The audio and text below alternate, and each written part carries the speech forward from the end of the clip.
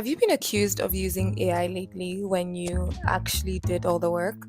You're not the only one. So many people all over the world are being accused of using AI. In some cases, the consequences of using AI goes beyond just an accusation, but could affect your education, your career, and whatnot. Hi, my name is Garnet, and welcome back to my channel. I make content for people curious about internet culture and AI, and today I'll be talking about what it means to be accused of using AI and how AI is sort of muddying the trust environment we're in. And without further ado,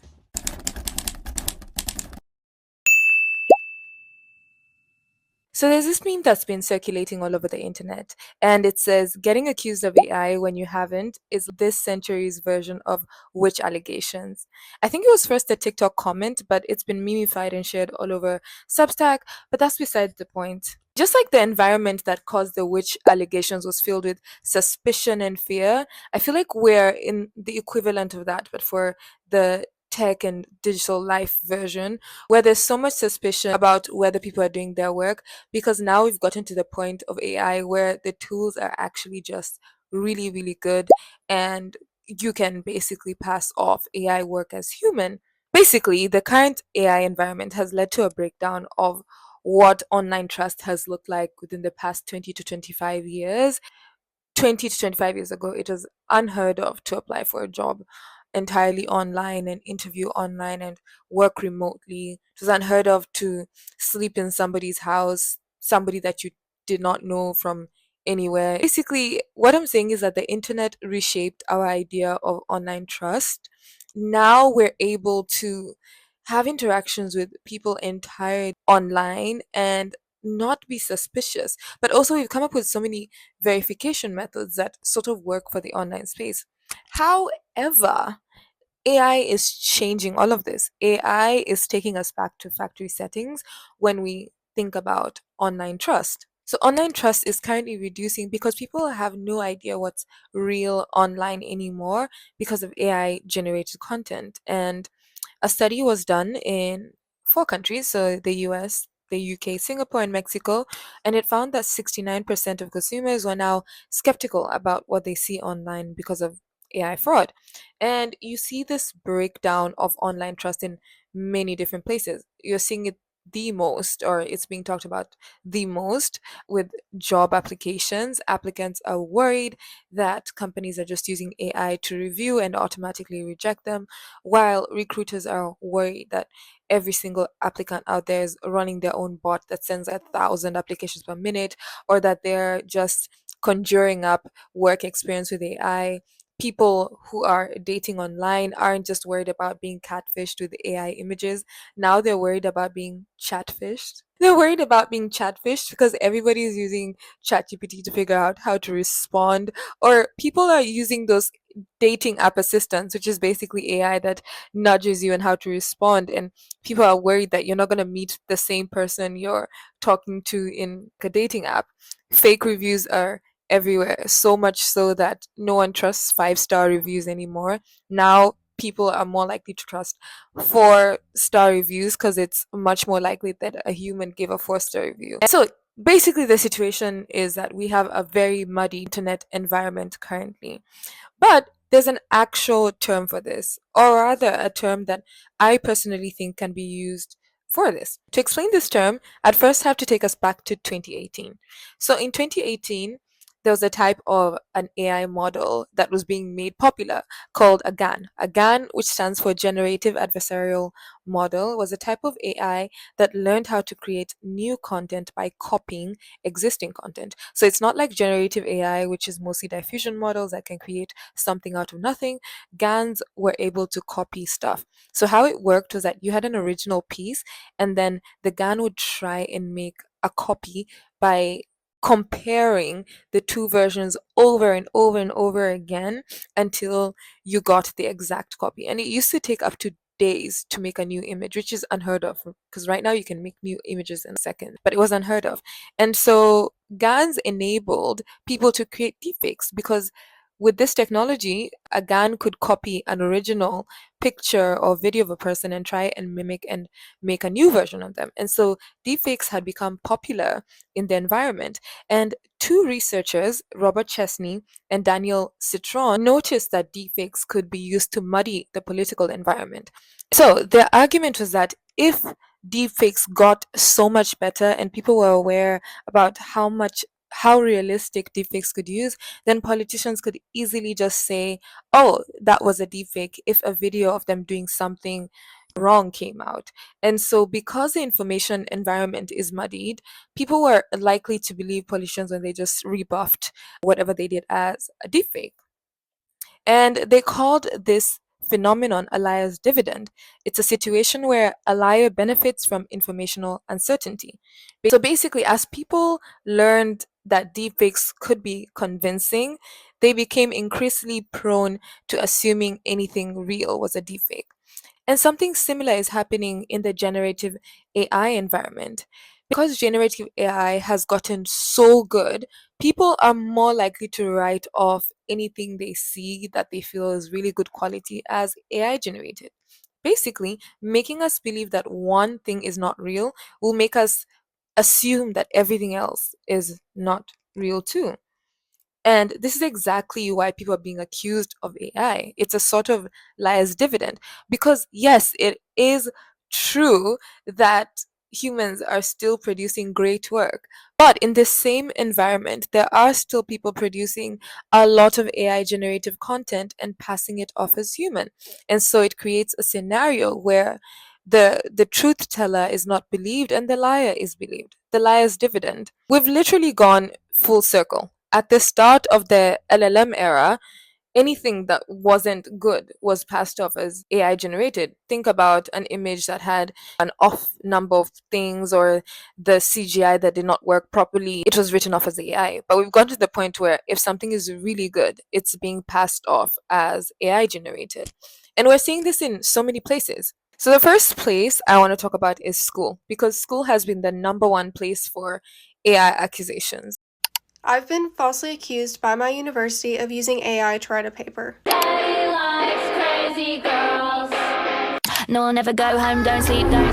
When I go to the club, I want to hear the classics. So my essay got flagged for AI usage when I don't use anything that my university hasn't already told me I'm allowed to use. Since late 2023, we've seen so many cases of students losing their grades or even being accused of plagiarism, which is a really serious accusation in academic spaces. And part of the problem came about because AI detectors, which were used on platforms that schools used, so platforms turned it in integrated AI detectors, but they never tested them for how accurate they would be, especially when used amongst the population. I'm sure they tested them within small test environments, but have you tested it across diverse students across the world?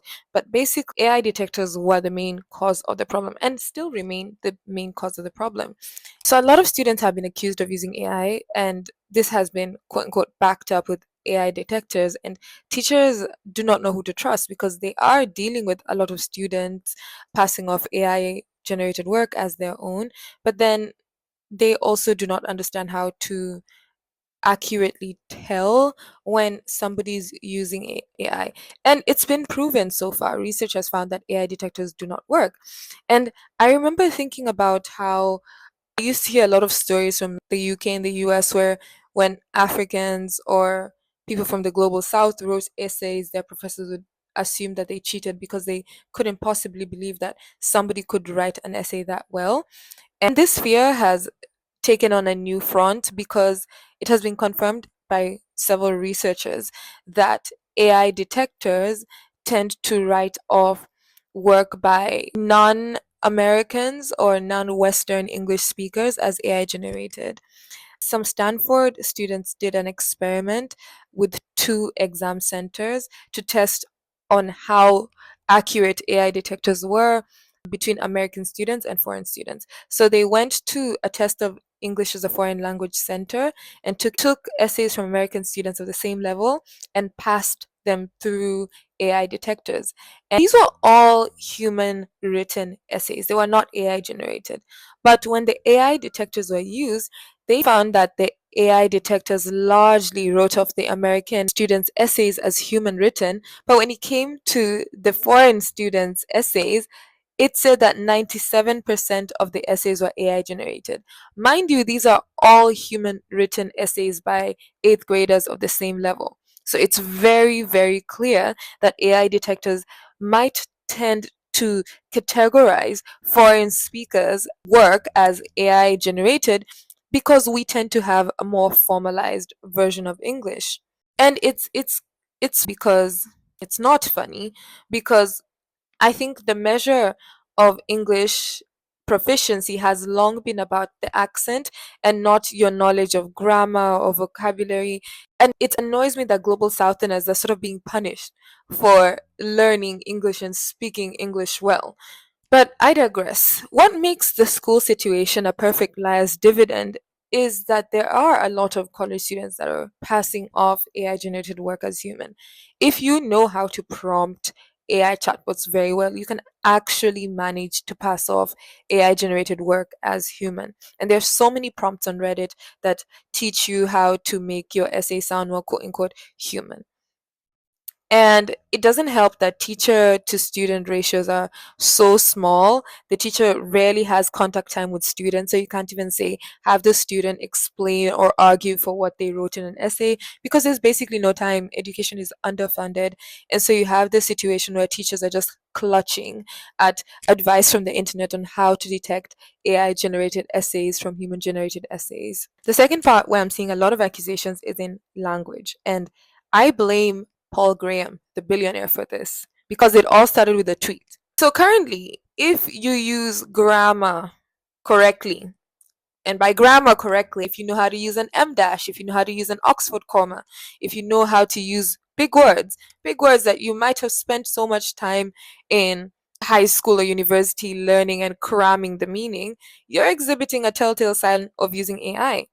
But also, if you use simple words like delve and nuance, you are using AI according to the internet and billionaires like Paul Graham. Thus.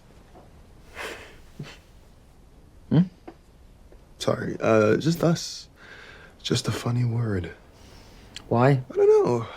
I don't think we really use it in real life, do we? It's just kind of verbose, don't you think? No, not really. No.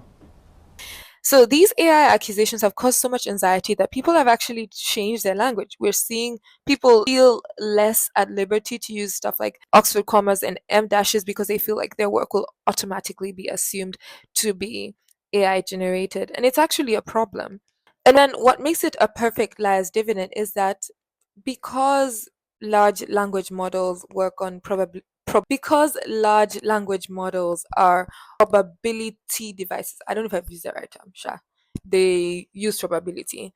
But because they are based on probability, they're more likely to use some words. So there is some truth to what AI generated content generally looks like. However, it is unfair to automatically write off any text you see with words that you don't understand how to use as AI generated. I remember how in high school I read an essay of an older student and she used the word nuance and myriad, which are now words that are supposedly telltale signs of AI. And it took me so long to understand how to use them in a sentence. And now I pepper all my texts with myriad. I will use that word at any point. Or how in high school, because we were so bored, we used to read the dictionary, and a flex was actually using a word you'd learn from the dictionary. And so when people like Paul G are saying that, oh yeah, people are learning English from TV, so they can't possibly be using the word delve on a regular day, it's weird to me. But also, have you not read African authors like Wole Soyinka? We use big words. The political krinkum krankum, or if you like, the political higgy haga. So, while this is a perfect liar's dividend, I think this is a very annoying one because it's policing how people have spoken for years, but it's also a telltale sign of bias within the decision makers who are Westerners.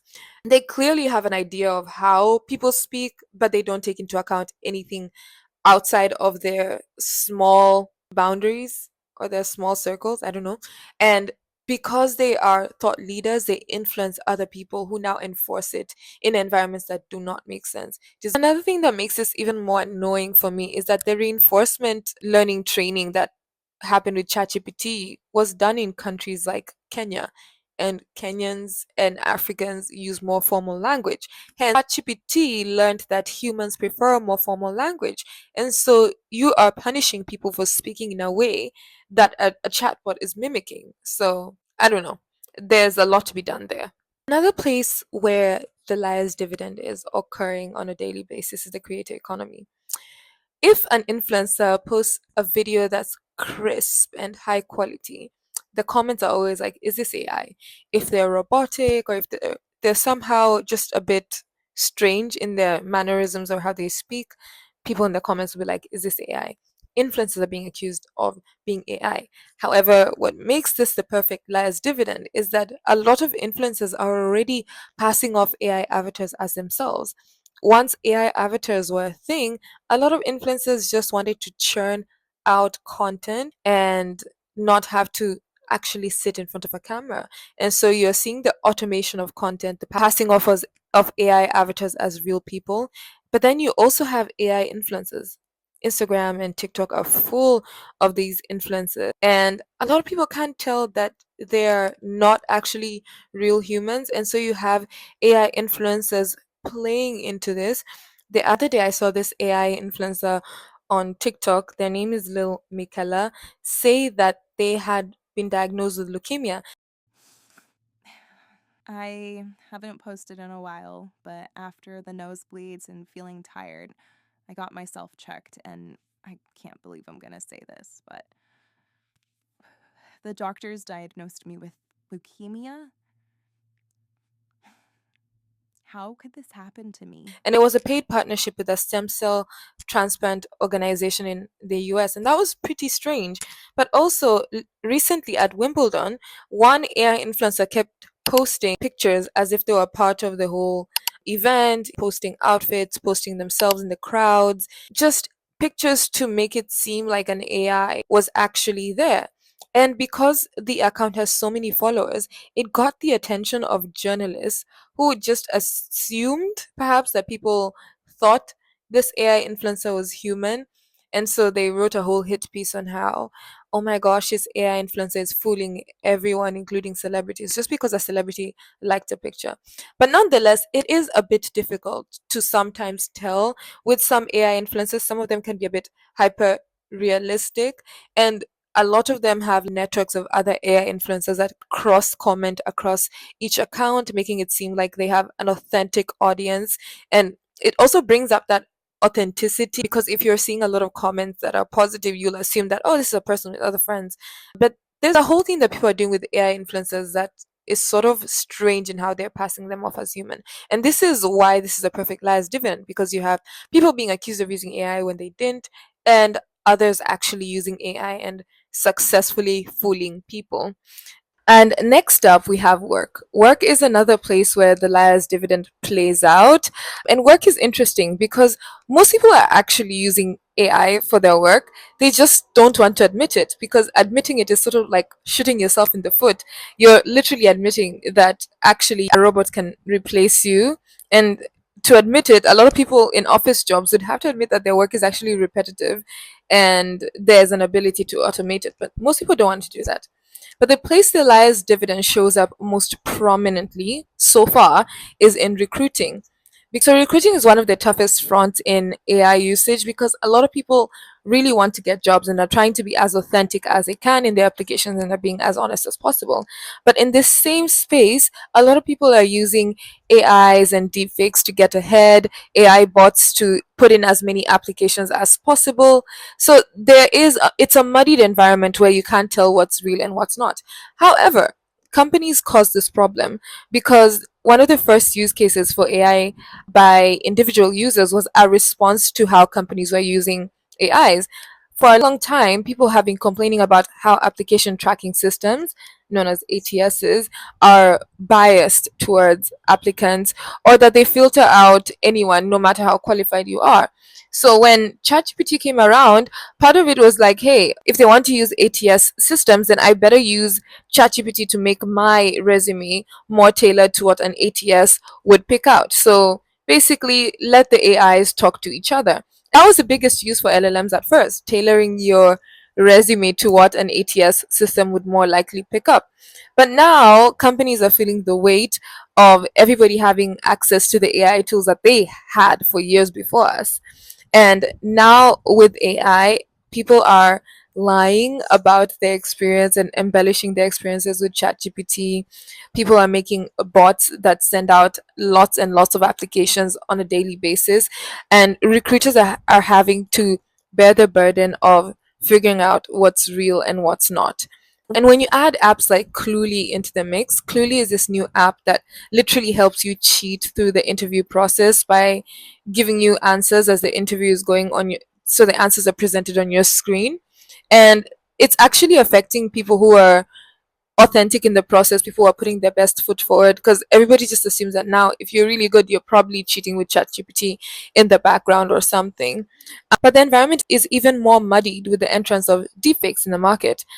People are getting ahead of the recruiting process by having deepfakes attend interviews for them, or in some cases, just showing up but having a deepfake overlaid on their face so that the recruiters cannot tell if they're looking at other sources for answers because the deepfake is just still.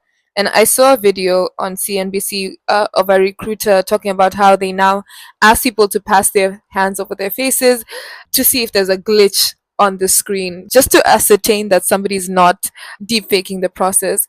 Can you take your hand and put it like in front of your face to like cover it partially? No, it's not a joke because I can see that you're using some kind of software. The applicant was hiding his true identity by using a deepfake AI filter. Something was really off. I wanted to have a proof that he was a real person or not. And the first thing that came to my mind was, let's put your hand in front of your face, because I knew AI tools that change your face, like Snapchat filters, they won't work when you partially occlude the face. I asked him to do it, and he knew that the filter would break, and he didn't do it. At this point, I was like 100% sure that he was trying to trick me. So this is a space that's confusing because companies sort of cause this problem. They're the ones pushing for AI tools. They're the ones using biased AI tools and lying that there's human oversight in the hiring process when there isn't. And then they're complaining when people are getting ahead of the system and beating them at their own game.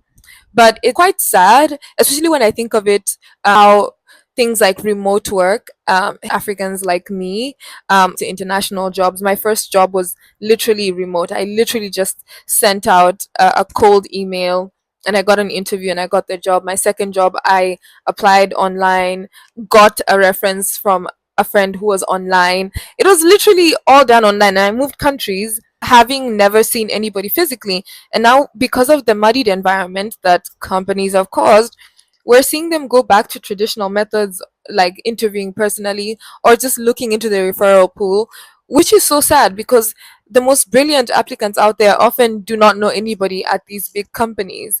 It does feel like is mudding the environment and locking out people who are from non-traditional backgrounds from advancing in traditional spaces. So the question then becomes, what's next? How do we move from an internet where online trust had been cultivated so much to now one where AI is ruining the trust spaces and people are reverting back to old methods? I feel a bit sad because it feels like there are no solutions right now to this challenge, and all the advice or all the things I can say are mostly just prepare yourself. One of the first things you have to do when people are so uncertain about whether something is authentic or not is just document your process. If you're writing an essay, you have to document it. If you're in a space where an AI accusation can actually ruin your career, you have to document everything. And because we know that AIs are not just plagiarism tools, but you can use it for research, you can use it to mind map, you can use it to search the internet. If you're going to use AI at any point in your workflows, you have to document it. This is in spaces where it actually really matters that your work was authentic. You have to be able to share what you prompted to show that you are not cheating, but you are actually using AI as a research assistant or a search tool. I think the second thing I can say for young people, especially people who are starting out, like younger Gen Zs, is to brace ourselves.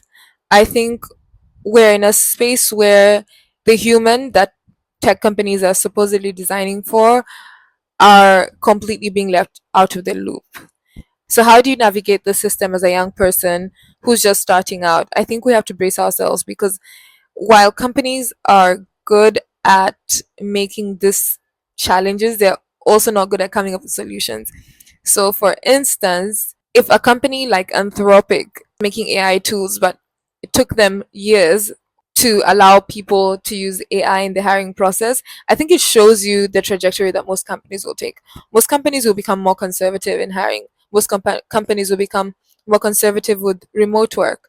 And sadly, a job online is not going to be as feasible as it used to be 5 years ago.